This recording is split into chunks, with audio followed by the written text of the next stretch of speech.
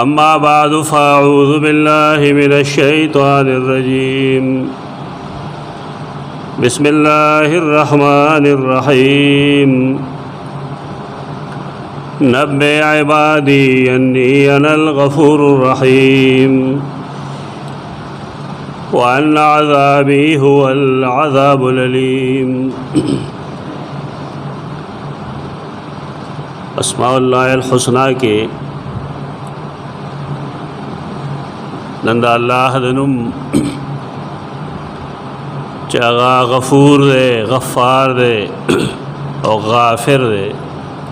दागे तस्करा वकू इंशाअल्लाह। तो दे द्रेव नमूनो बारा के मखकेम से इशारात माकली दी गैन फे और दावेली शी सतर पोशेदा पर्दा चवल दचा गलतेला शोहरत नौर कवल दचा ज़ाती आयब न बयानवल और नखकार कवल द टेटोलो दपार इस्तेमाली की गैन फेरेख गफ़ारा अरबे की आगे कपड़े तो हुई चिकरा जनाना खपल वेख्त गोल की ढेर ज़्याद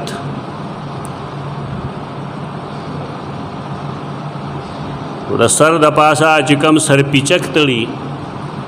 तो देरा पारा चिलूपटा खीरन नशी आगे सर पिचक था चागा द तेलो दा सर द बचके दो दपार इस्तेमाली की नहीं तो गफ़ार हुई एकम दगा मफहूम परोते चखपल वेख्ते पे पटकली द देरा पारा च द तेलो यो ख़राब असर आगा द दे लुपटे तो न रसीगी दा अल्लाह अस्मा दा जान ले और दुनिया दखपला और चौंक के दे बांधे द तौहीद और द अल्लाह द पे जन गले दारो मदार दे पदे वजह इस्लाम के द अल्लाह द अस्माए हुस्ना डेल वे अहमियत दे दा महज वजीफ़ा नला और न सबहस बराए बहस मुंग को बल्कि दा देर पार को च रब उपे जंदिश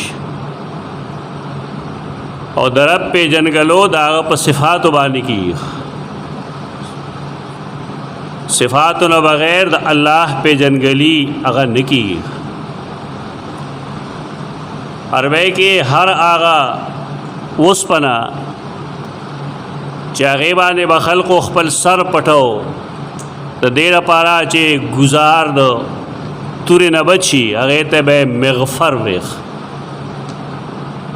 एकम द गैन फेरे अगा रूट या मादा मौजूद दो गुफरान बखने दो और द बखने मफहूम दाई चिकले अब इंसान यो जुर्म करे दे यो गुनाह करे दे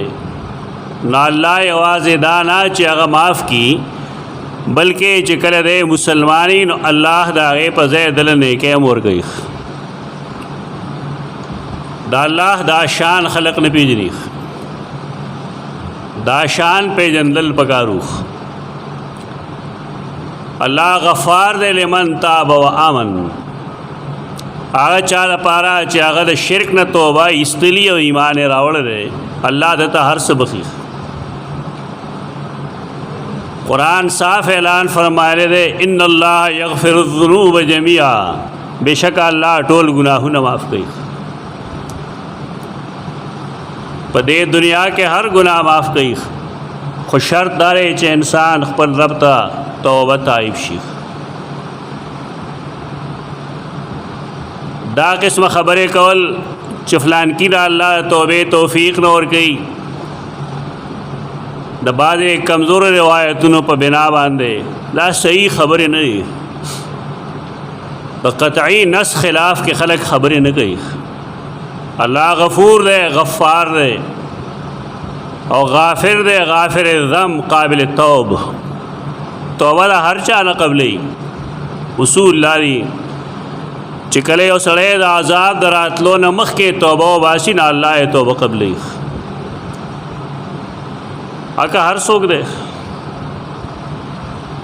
د مرګ د راتلو نه مخکې چې چا توبه ایستلې ده نه الله د هغه توبه قبول کړې ده په دې وجه باعث سوزونه مونږ ته پسندیده نه دي او یقینا ناپسندیده دي لیکن د توبې دروازه په چا بندول بغیر د قطعي نص نه دا ډېر لوی جرأت ته خلک یې کوي د الله په مقابله کې دا نه دي پکار د الله رب العزت د مغفرت او د هغه د بخښنې دروازې هغه هر چا ته کولو دي که هر قسمه کافر رجوع کوي الله تعالی الله د هغه توبه قبلوي انی غفار لمن آمن په دې وجه د الله صفاتو باندې به د ځانه پابندۍ نه لګو چې پلان کې الله د هغه توبه نه قبلي او پلان کې نه قبلي پلان کې نه قبلي گپ شپ مه لګواسي د الفاظو د جوړښت وګوره سړی چې په غفور لفظ پوهېږي په غفار پوهېږي او په غافر پوهېږي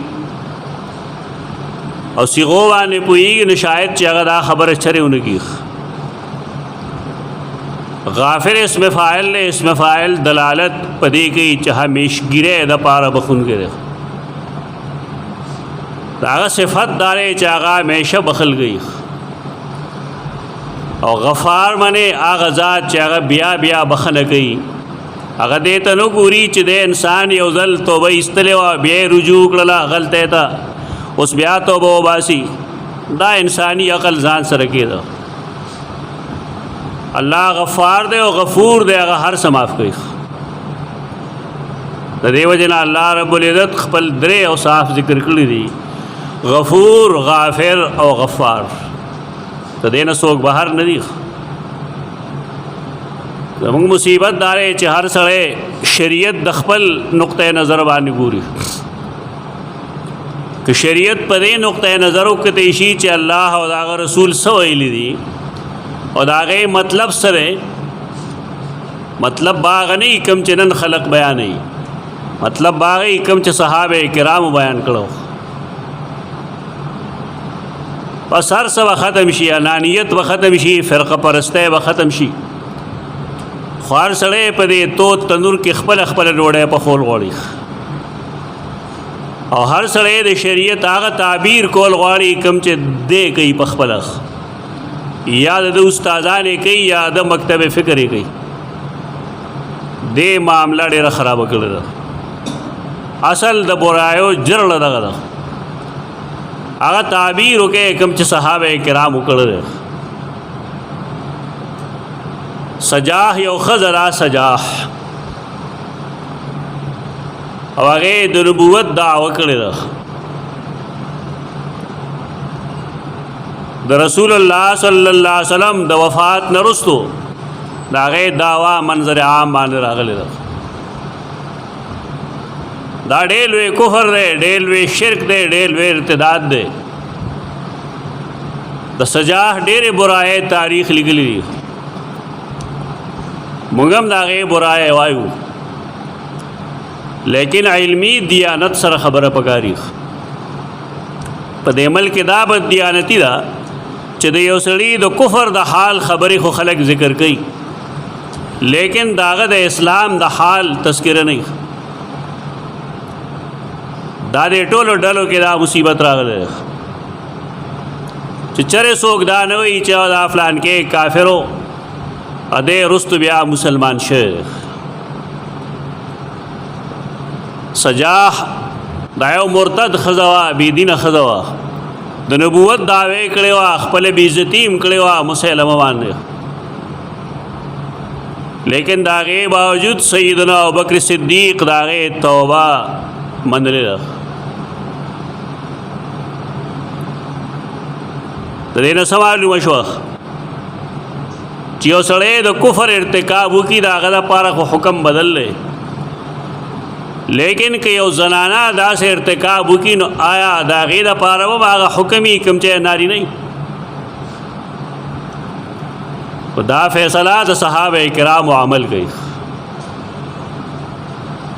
مسیلمۃ الکذاب سرا خو صحابہ کرام جنگ کړی دی لیکن سجاح سره جنگ نه دی کړی.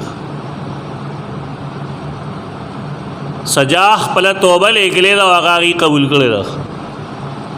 نو دا دلیل لري صحابه کرامو د سجاح توبه هغه منلې ده او تسلیم کړی ده. خو دا به څوک ښي خلکو ده. دلته خو د هر چا خپله یو رای ده د هغې دپاره لګیا دی. ابوبکر صدیق رضی الله تعالی عنہ دارنګې نورو صحابه کرامو د هغې ایمان صحیح تسلیم کړی دی. بس خبره ختمه شوه. د شریعت هغه تعبیر پکار دی کوم چې صحابه کرامو کړی دی. خو دلته هر سړی خپل خپل مذهب باندې لګیا دی، خپل خپل ذوق باندې لګیا دی، خپل خپل مسلک باندې لګیا دی. اب اوس خو د هغې نه ښکته راغلل، خپل خپل استاذ پر رایې لګیا دي. نو دا دین نشه ته چوچو کا مربع وایي. خو دا هغوی ورته د کومې دین وي هغه ورته مذهب اسلام وایي. اسلام مذهب نه دی، اسلام دین دی. مذہب کی یو سڑے کار قسمہ خبر کئی ناقابل برداشت تھی، لیکن دین کے دا ہر چا خبر قابل برداشت نہیں. خلق چکم اسلام پیش کی بطور دین نہ پیش کی بلکہ بطور مذہب پیش کی. اہل علم چو زمر رو غرزی کی نائی توسویخ دین و اسلام کے دا زمک اسمان فرقی بلکہ شاید دا دین ہم پورتخ اغدا چې د دین حکم کوونکې الله او د هغه رسولي، جبکې د مذهب موجودین عام مخلوقي. د دې وجه نه دین کې یو کلوالی یو آفاقیتی پائے گی. مذہب کے آفاقیت نہیں، هغه یو خاص علاقې پورې محدود شي، یو خاص ملک پورې محدود شي، یو خاص جماعت پورې محدود شي. اسلام نا مذہب میں جوڑو، اسلام دین دے. قرآن فرمائی ان الدین عند اللہ الاسلام. دا مذہب پہ انکار بانے سڑے نہ کافر کی، لیکن دا دین پہ انکار سڑے کافر کی. دا دے دمر فرقنو باوجود خلق لگیا دے اسلام تا مذہب ہوئی. اسلام مذہب نہ دے، اسلام دین دے. پدے وجہ پدے کے دا چارائے نہ تسلیمی گی. مذہب کے خدا ہر چارائے تسلیمی گی چی کم فقی کم خبر کی قابل تسلیم دا والے مذہب دے. لیکن دین کے تعبیر آغا تسلیمی گی کم چی صحابہ کرام اکڑ پدے بانے اتفاق راضی، لیکن دے دا سوک تیاری گی نا لاغے وجہ دارا چی دکاندارے ختمی گی. ہر چا سے مفاد دی، ہر چاہتا خپل مذہب کی سفیدے ملاوی گی. داغے فیدو دپارا ہر سڑے خپل مذہب تا دعوت ور گئی، دین تا دعوت نہ ور گئی سوک. لیکن پا دین کے چاہ ذاتی مفاد نشتا. قرآن و سنت آغا تعبیر چکم صحابہ کرام اکڑ رہے پائے کہ نہ زما شیخ و خط خارے کی اور نہ دبل چاخ خارے کی. تو دے وجہ نہ پخلے خو بخلق دین دین کی، لیکن رابلل مذہب تا گئی نہ کہ دین تا گئی. اللہ آغا غفور دے آغا عرصہ معاف کی اور ہر سوک معاف کی. انی غفار لمن آمنا انی غفار لمن تابا، اور قابل ذنب غافر ذنب و قابل توب. اور دا چی انی انا الغفور الرحیم، زغفوریم دا ہر سبخن گیم. انسان کے دمر جرأت پکار دے چاہ غزان تو گناہ گار ہوئی. دائے بنیادی فکر دے دا قوت تے انسان زان کے پیدا کی چی دا اللہ دربار تے لڑشی، اللہ تا اجاڑی اوئی دزلد ویخ نہ ہوئی چی اللہ زو گناہ گار امستا. اور اللہ ما دیر جرائم کری دی، ما دیر غلطے کری دی، دا گناہوں نے زبا معاف کی. اللہ یہ زبا خون کے اوس خلق د الله په صفت باندې به اعتراضات وګي او خپل عقل به مخغړي چې دا خو د خلکو حقونه والی او دا چلی او دا چلی او دا چلی دا خو د خلکو تفصیلات دي قرآن و سنت کې دا تفصیلات نشته دا غي اهمیت نه انکار نشته لیکن د الله غفران هغه پورې تړل دا مناسب خبره نه یو سړی چې کفر کې هغه هر سګړي کا حق الله او کا حق العبادی اسلام هغه نړۍ کنه نړۍ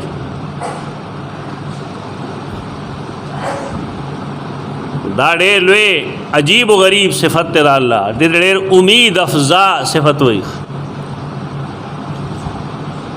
بیا غفران کې دنه حکمت سره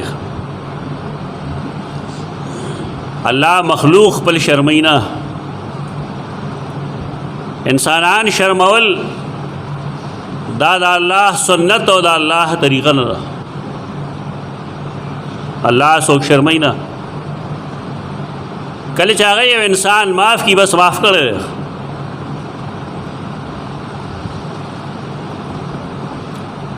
ډېر داسې احادیث ترې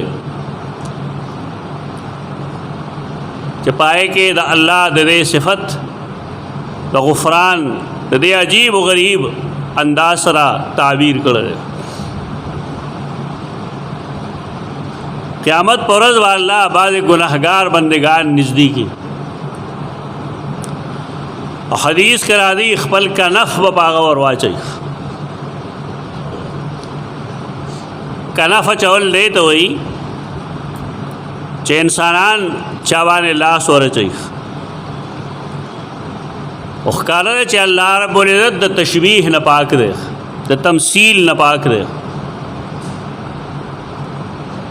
داغه کنف په داغه د شان مطابقي وس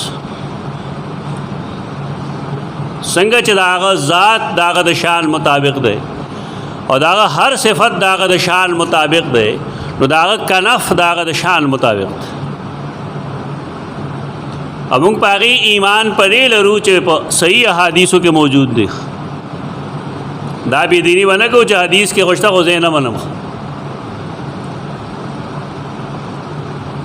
نه منل نشتا نه منل خو کفر دی منو به لیکن تشبیه بنا ورکو دا الله کنف داغه د شان مطابق دی به نزدیک نو تپوس بتی گئی تا فلانه ګناه کړل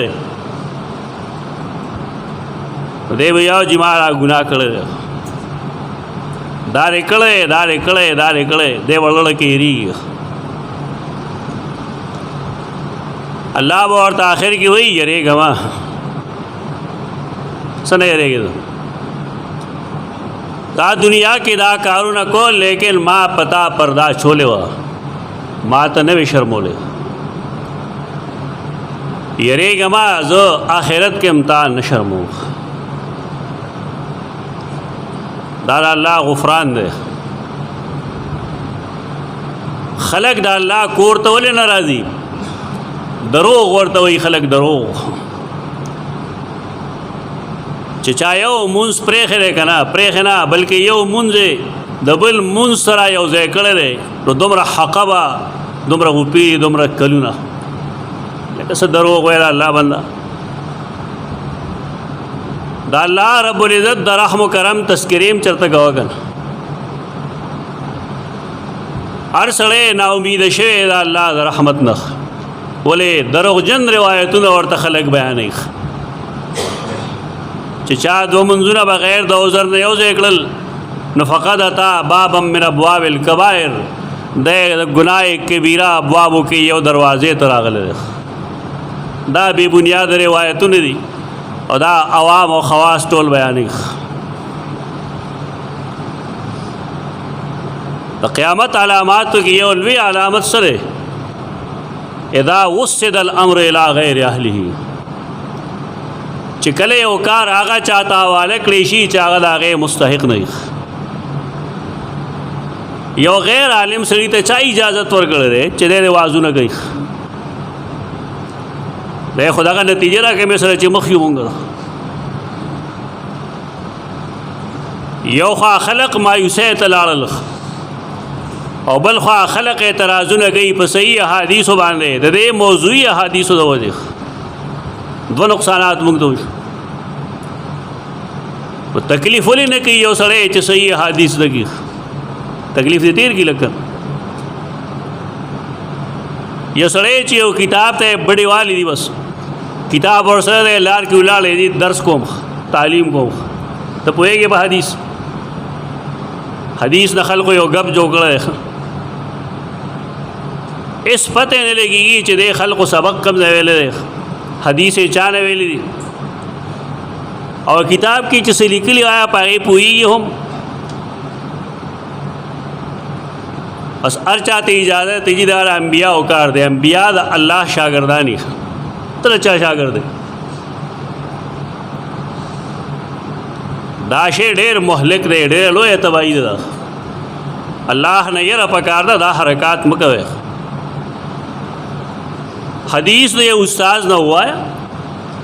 یا چې کوم حدیث بیانې د یو عالم نه غزدګه امام استاد نه عالم نه او چې عالم تا پاغه پوهېږي چې د حدیث دا مطلب دی او دا صحیح دی نه بیا بېشک وایي بس کلی کې هر سړی چې کله مسلمان نیولاړي که نه آخري لس سورتونه یاد دي نو هغه عالم دی امام استاد د مصلی چې څومره بېعزتي نن کېږي دومره بېعزتي شاید چېرته نه شوی په دې به ډېر لوی لوی خلق نه شو ودرېدی اوس خو دا دوه پیسو سړی به یې په مصلی به ولاړي دا دین ویلې کوم ځای کې دی دین چې چا نه ویلي هغې د شریعت اجازت نه ورکوي د واعظ و نصیحت اجازت هغه چا دی چې هغه دین زده کړي قصو ته واعظ نصیحت نه دا کیسې الله رب العزت د هغه د رحمت نه خلق مه مایوسه کوه ډېر داسې خلق چې دا حدیث واوري چې اتیا حقب چې کوم دی د یو مونځ په ترک باندې سزا ده حقب کې 100 کاله 1000 کاله 100 کاله شو جی اتیا 1000 کاله شو لګیا دا خلق مایوسه کړه الله د دین نه دا الله د رحمت نه مایوسه کړه قرآن خو ویلی دی چې الله رب العزت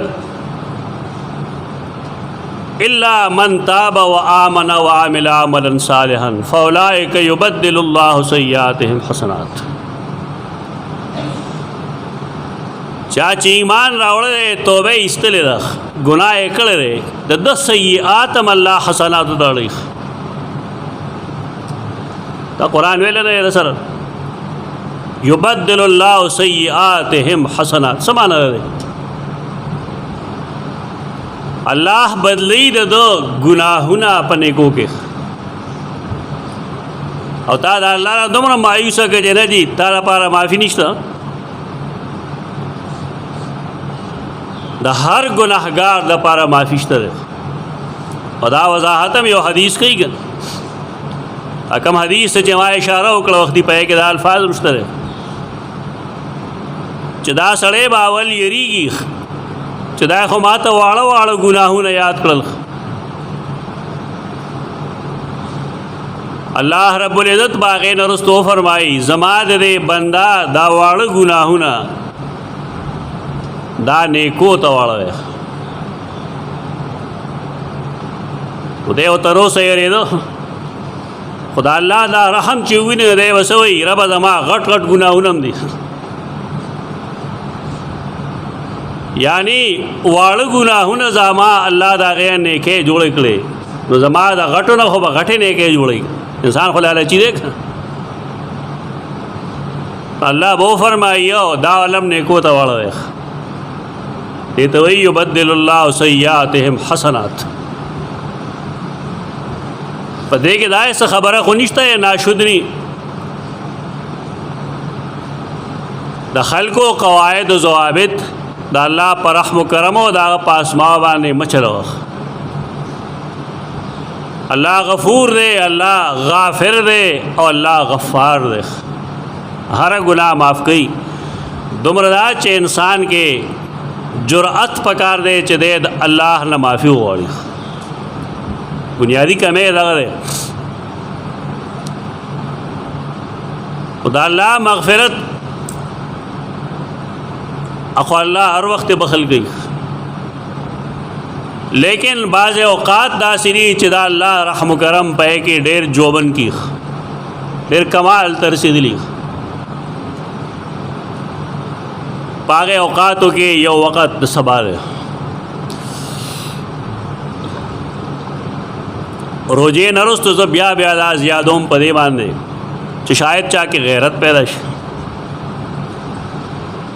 چې روزه کې هوټول لسار مانځله وراتلل جماعت بډکو، نن ورځو کې با د سار مونځ فرض نه نو، او کله د الله ضابطه بدله شوې ده چې روزه کې مونځ فرض دی د سهار او نور ورځو کې نه دی فرض. او ما روزه کې بار بار ویلي و چې دا یو کم 13 روزې یا 13 روزې دا یو ټریننګ دی د دې لپاره چې انسان به باقي 11 میاشتې د دې مطابق تېروي. دا خو لا لومبۍ میاشت هم نه ده ختمه شوې او غفلت راغی. حدیث کې راځي دا کم ټیم چې مونږ پېشمني له پاسېدو دغه ټیم کې الله رب العزت د خپل شان مطابق نزول وکړي. د هغه شان لایق چې کم نزول دی را کوزېدل هغه وکړي آخري اسمان ته. نو هغه یو څو اوازونه کوي، یو څو کلامونه کوي، خبرې کوي خپل مخلوق سره. نو په کې یو دام دی چې هل من مستغفر اغفر له. دا یې سوچته دی چې د خپلې غلطۍ اقرار وکړي او زه معاف کړم. دغه ټیم کې د الله جلال داغه د غفران جلال دا بالکل پیک ته رسېدلی. انسانان ګناهګار نه دي، نو دا چې ګناهګار یو غمی ورسره ناثار وختي پاهي چې الله زه ګناهګار یم او زه غواړم الله چې ته ما معاف کړي، لیکن زمونږ خلک ټول الله معاف کړي دي. په دې وجه سار جماعت کې څوک نه.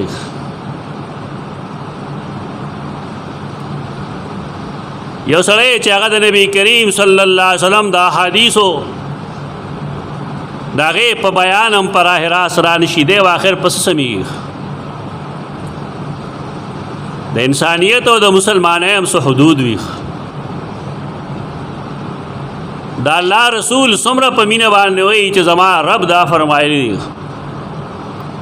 چې د شپې په آخره کې الله راضي او دا تپوسونه کوي، او دا تپوس هم کی چې هل من مسترزق، آیا سوچته دی چې زمانه رزق وغواړي چې زه هغه له رزق ورکړم. زمونږ ټول خلک لوړې نه پده وي، سهار لږ تکلیف کوه که نه وختي پاس الله دربار کې وژاړه، هغه نه وغواړه چې او ربه زه یم زه ستا رزق ته محتاج یم. رزق یوازې ډوډۍ ته نه وایي، دا الله عطا ته رزق وایي، دا الله ورکړو ته رزق وایي. که هغه اولاد دی، که هغه علم دی، که هغه عمر دی، هر هغه څیز چې من جانب الله ملاوي هغې ته رزق وایي. نو هل من مسترزق، آیا سوچته دی رزق غوښتونکی زمانه څه انعام غوښتونکی شته چې انعام ورکړم؟ لیکن انسانان دا غي زړونه ختم الله علی قلوبهم دي، ته ضرورت نشته نه چاته چې حاجتی ناغا پېشمنه ټایم بربادی نه. او څنګه چې روزه کې مسلسل دی پاسې دو دارنګې کوجه کې هم پاسي. سار چې مونځ شي نه سړی رسملی بیا خیر دی، ولې فریضه د سار مونځ کول دي. خو دلته خلکو دروغ ویلي دي ورته که نه چې سار ودین رزق یې نه میلاویږي، پوهیږو که نه چې تهجد نه پاسي رزق ورته نه میلاویږي. د سار د مونځ نه وروسته ودو کېدل خو ګناه نه دی، د هغې احادیث خو موضوع دي. دروغجن روایات راشي، هغه د صحیح حدیث مقام ختم کی. دې درودن روایاتو زمون خلق دا تباہ ته رسول دی ته سهار منځو کا وختي قرآن تلاوتو کا خوب بدرځي ودشه خ کافی وختي منځ کېږي تقریبا 4 بجې منځ کېږي شپږو بجو پورې ودشه بس د خوب کوټه باندې برابر شي ستا کار و مشي الله رب العزت رضاوم ته حاصل شي الله بخله کوي لیکن پکارداری چې انسان د بخنه ټیمونه وپیژني الله نو غواړي دی باندې باس وکړو ان شاء الله اند یو جمعه نورم خو یو حدیث راځي حدیث کې راځي چې کله سره باتروم نه فارغ شي کنه او بهر روزي نو دې وای غفرانک غفرانک وی لسانم دی اور دې حدیث سے کم دے دا غیبل حدیث په مقابلہ کې زیات صحیح دی اصحابان لذا و آفانی والا روایت دا غیر مقابلہ کې دا اصح دی دا آسانم دی اور دې کې حکمت هم ډېر دی غفرانک څه معنی ده غین فیرے مونږ ویل پردې اچولو ته وایي غفرانک رب ستانه غواړم چې ته په ما پرده واچوې سړی چې بهر روزي داسې غلطي خو نه ده کړې دی ولې غفرانک وایي رسول الله صلی الله علیه وسلم خپل تعلیمات کې ولې دا ښیي د دې ګڼې وجې ښیي محدثین خو یو بنیادی وجہ دارا چې رسول الله صلی الله علیه وسلم با چرته کې دا الله د ذکر نه غافل کېدو کان یذکر الله فی کل حین رسول الله صلی الله علیه وسلم با رب ذکر ہر وخت کو خو سړی چې باتروم ته نه نوځي کنه نه د ګندګۍ ځای دی په دې وجه اصول لای چې سړی باتروم ته نوځي نو دې اول بسم الله اعوذ بالله من الخبث والخبائث وای دا به بار وای دا مکه چې بس را خلاص دی وس ورلره کاډز ورنه دومره ډزو به چې خلکو تم پته ولګي چې او صاحب تشریف راوړل دی لږ په آرام باندې انسانیت باندې خلک د نزیخ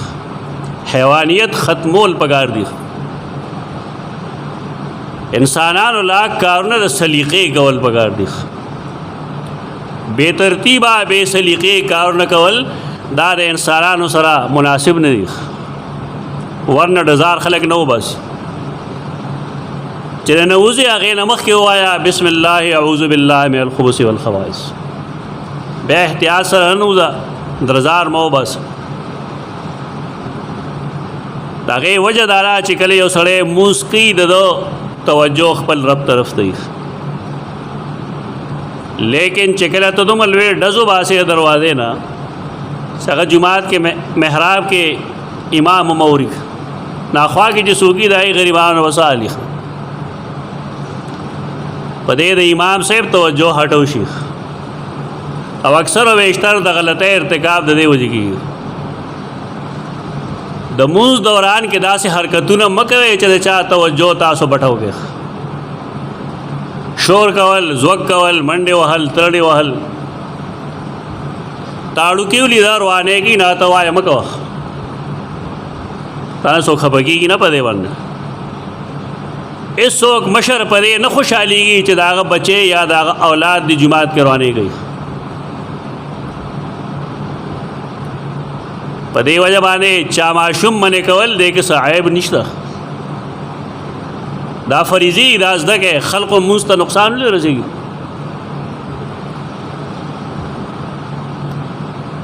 چې کله موږ کې جماعت کې دن نه دغه حال له نو د بار نه کې یو داسې आवाज راځي چې دا موږ گزارو توجه خرابوي نو دې باره کې څه خیال لخ تزویه واده دې د لور واده دې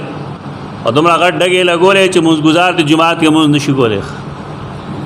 د یو قسم به ډېر غټ خوري زه مسلمان یم خو دا کوي دی څو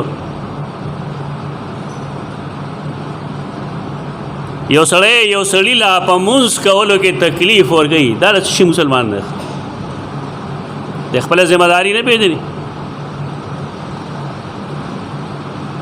دی چې دا کار کوي صحیح کوي یا غلط کوي ځان له خبره ده چې دی خامخا کوي نو کور کې دی کمره ځان پسې ور بند کړي خو چې څه کوي نه دی وکړي کم سے کم د نورو انسانانو چې هغه دا نه اورېدل غواړي دی ولې هغوی ته اورئ دا د ملک کې د انسانانو د حقونو څخه خیال نه ساتلی کېږي ورنه دا د انساني حقوقو خلاف خبره ده زه یو شی نه اورېدل غواړم نو یو سړی زما غوږ ته ولې را رسوي ځان پورې دی محدود کېږي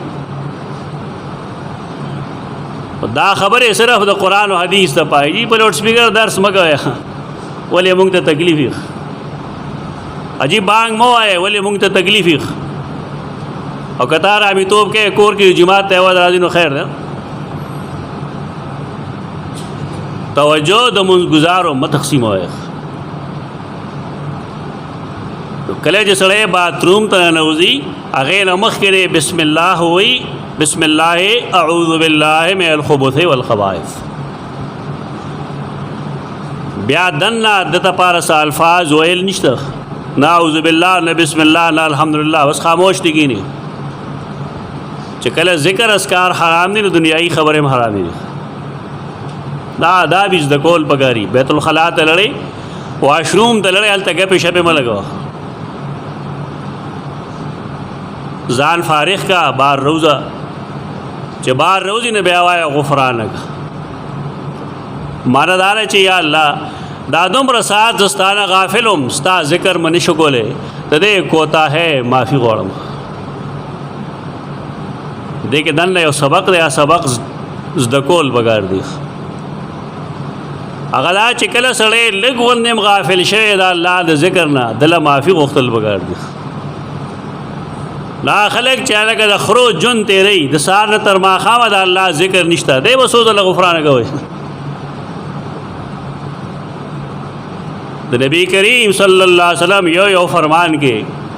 هغه د معرفت دریابونه پراته دي خلک پوهېږي نه پایي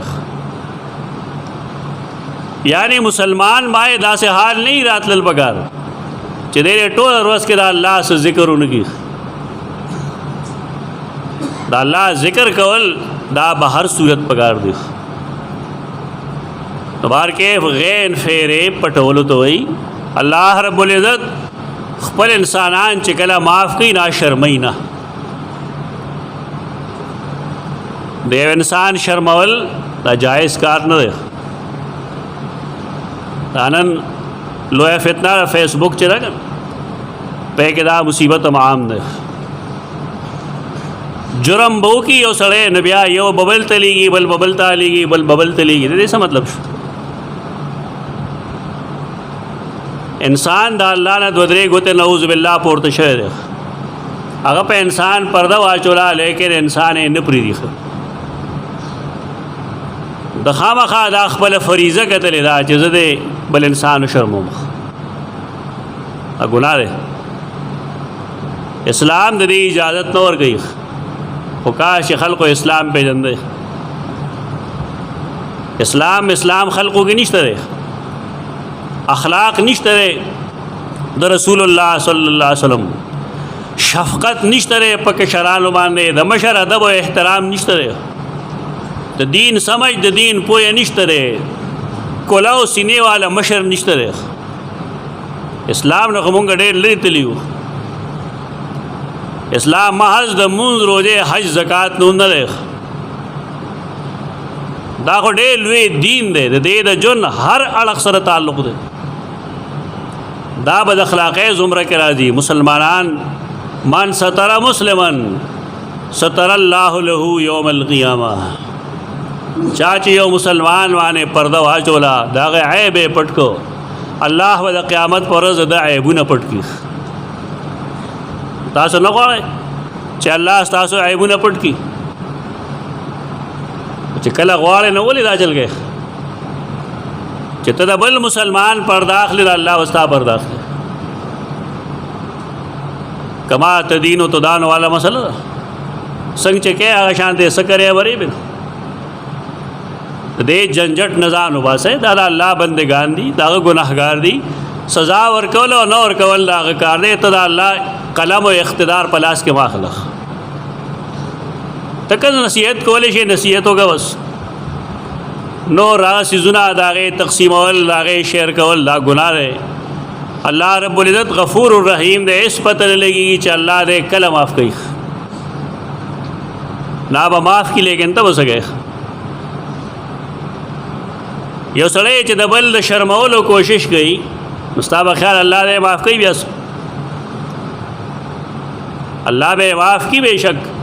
لیکن دنیا کې دیوم د خلقو دپاره نمونه عبرت جوړ کړي. خدا الله غفران د هغه د پردې اچولو صفت ځان کې پیدا کړ. د یو سړي دیني عیب ښکاره کړ. یو د یو سړي ذاتی عیب دی، مه بیانوه. یو د یو سړي دینی عیب دی، شرک یې کړی دی، کفر ارتکاب یې کړی دی، هغې ته دلیل پیش کړی دی. بدعت دپاره دلیل پیش کوي، د هغې کمزوري ښکاره کړه. لیکن هغې کې هم ستا د هغه د ذات سره څه کار نشته، ستا د هغه دلیل سره کار دی. دا یې دلیل کمزوري ښکاره کړه، نوم یې ډوم اخله. دلته چې کوم اهل حق دی الله دې په هغې ټول رحم وکړي. دا یې کار بل نشته دی. یہ بس ذاتی کمزوری رو باسی چې زوی دا چل گئی، لوری دا چل گئی، خزه دا چل گئی. دې سره ستاسو یې مله دې تپوس کوونکي خو الله دی. د الله اختیار ما اخلې. الله رب العزت غفور دی، الله رحیم دی. باید چې مونږ د الله نه اجماعي طور وغواړو، بخښنه وغواړو چې رب زمونږ په حال رحم وکړي. دا کم مشکل سره چې موږ نن سبا مخ یو، کم تکلیف سره مسلمان من حیث الامت، د هغې صرف او صرف یو وجه ده زما په نظر، هغه دا چې الله موږ نه ناراض شوی دی. انسانیت او اسلام ممکن نشته. پکار دا چې موږ خپل اقرار وکړو، اعتراف وکړو چې ربا ته غفور الرحیم یې. ربا زموږ ګناهونو ته مه ګورې، خپل رحم و کرم په وسیله باندې په مونږ کرم وکړې، په مونږ فضل وکړې، او دا کم مصائب چې تا راوستي دي په مونږ باندې ربه دا ته واپس واخلې.